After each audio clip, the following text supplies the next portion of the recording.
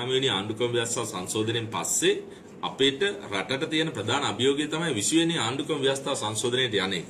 20 වෙනි ආණ්ඩුක්‍රම ව්‍යවස්ථා සංශෝධනයෙන් කරන්නේ වෙන මොනවත් නෙමෙයි රටට ගැළපෙන ජනතාව ඉල්ලන නව මැතිවරණ ක්‍රමයකට අපි යනවා.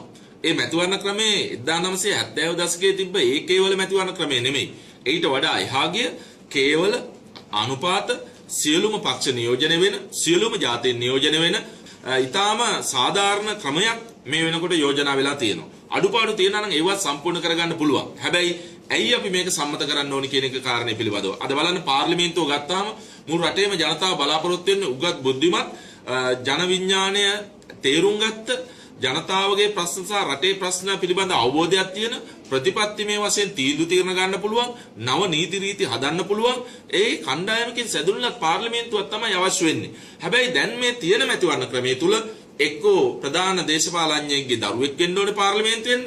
එහෙම නැත්නම් විශාල වශයෙන් මුදල් තියෙන්න ඕනේ, ව්‍යාපාර තියෙන්න ඕනේ. එහෙම නැත්නම් වෙන බලවේගයක් තියෙන්න ඕනේ. ඉතින් ඒ නිසා සාමාන්‍ය පවුලක කෙනෙකුට, සාමාන්‍ය ජනතාවගේ ප්‍රශ්න තේරුම් ගත්ත තරුණයෙකුට, උගත් තරුණයෙකුට පාර්ලිමේන්තුවට එන්න තියෙන දොරගුළු වැහිලා තියෙනවා මේ පවතින මැතිවරණ ක්‍රමය නිසා. ඒ නිසා විශේෂයෙන්ම ජනතාව බලාපොරොත්තු වෙනවා ගමේ ජනතාවට ඕනේ Tamanට වග කියන මහජන නියුතිය. තමන්ගේ මැතිවරණ කොට්ටාසේ අපේ മന്ത്രിවරයා මෙයා අපේ ප්‍රශ්නේ කතා කරන්නේ මෙයා කියන අන්න ඒ මහජන නියෝජිතය බලාපොරොත්තු වෙන ගමේ ජනතාව පවතින මැතිවරණ ක්‍රමයෙන් අද ගම්වල ජනතාව ප්‍රාදේශීය වශයෙන් ගම් මට්ටමින් විශාල වශයෙන් පීඩාවටපත් වෙලා ඉන්නේ. ඒ නිසා තමයි ජනතාව ඉල්ලන්නේ මේ නව මැතිවරණ ක්‍රමය දෙන්න කියලා. ඒ නිසා තමයි ඒක තේරුම් ගත්ත මෛත්‍රීපාල සිරිසේන මැතිතුමා එතුමාගේ ප්‍රතිපත්ති ප්‍රකාශනයේට මේක ඇතුළත් කරා විතරක් නෙමෙයි මේ වෙනකොටත් කියපු දේ කරන නායකයෙක් බවට ඔප්පු කරලා තියෙන එතුමා විශේෂයෙන්ම බලාපොරොත්තු වෙනවා මේ 20 වෙනි ආණ්ඩුක්‍රම ව්‍යවස්ථා සංශෝධනයත් ඉදිරිපත් කරලා පාර්ලිමේන්තුවේ සම්මත කරලා